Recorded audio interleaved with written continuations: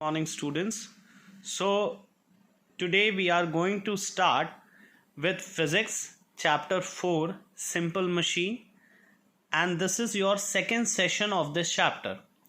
In the previous chapter I have already told you that the classes of levers are divided into three classes or orders depending on the position of the fulcrum, effort and load. Okay, and they are, today we are going to see that. Okay, first is lever of class 1. Lever of class 1. Okay, अब हम इसे समझते हैं. ये lever of class 1 क्या है? The levers in which the fulcrum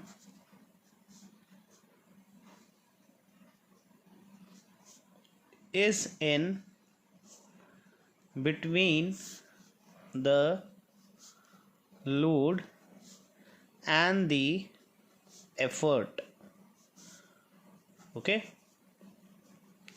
are called the levers of class 1. Let's see the diagram. Okay,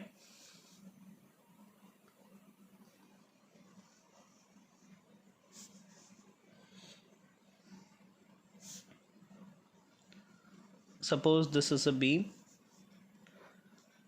and fulcrum is here somewhat. The effort is applying over here. Then here is your load. Okay, so from here, from this point to this point is called the effort arm, and from this point to this point is called the load arm. This I have already told you in the previous class, student. And this is what? Fulcrum. So here you can see that this is the class 1 lever example. Let's see the daily use machines in which the class 1 lever is applied. Okay, means which is the example of the class 1 lever. Okay, so here you will see the explanation first. Generally the effort arm of levers of class 1 is longer. यहाँ आप देख सकते हैं effort arm जो class 1 का है वो longer है देन द लोड आर्म, और लोड आर्म का जो आर्म है वो शॉर्टर है एफर्ट आर्म से.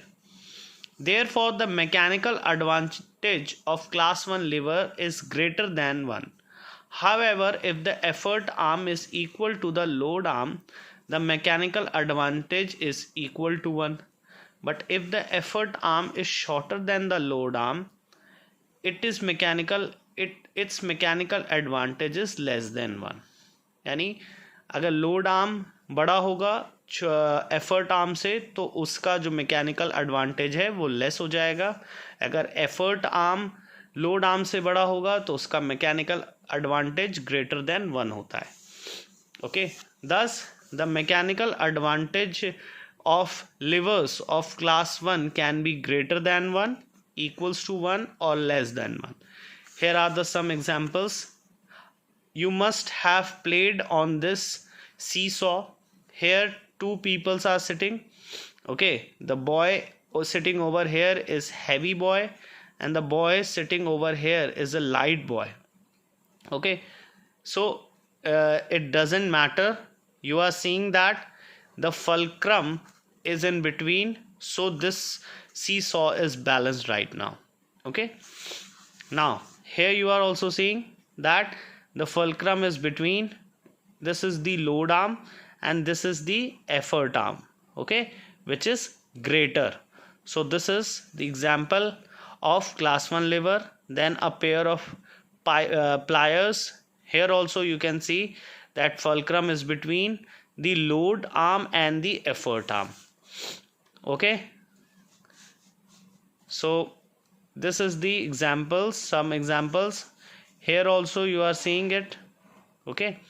These are the few more examples, clear, like beam balance, then a crowbar and a claw hammer, okay. So these are the few examples which you used in the daily lives. So I think you have understood what is the lever of class 1. Let's move on to the lever of class 2. Now we are going to see levers of class 2. Levers of class 2. So how can we understand that the machine is a levers of class 2, okay. The machine is having a levers of class 2. The levers in which the load is in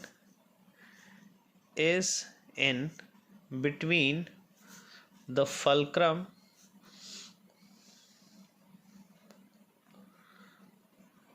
and the effort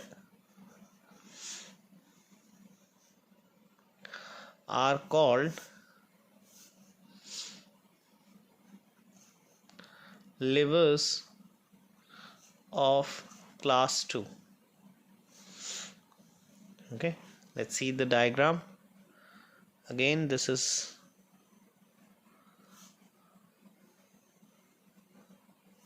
the beam, okay.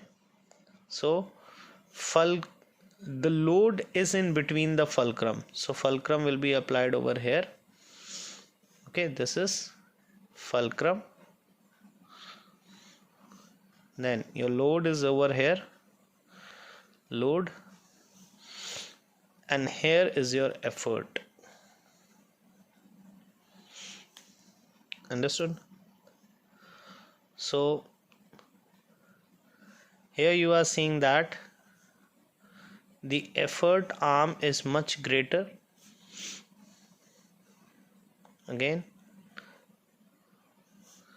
and the load arm is smaller.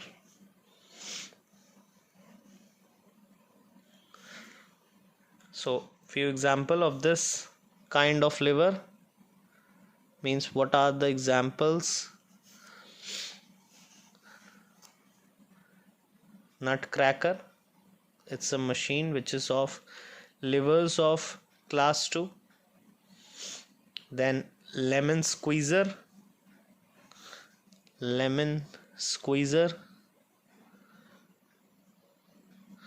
then bottle opener,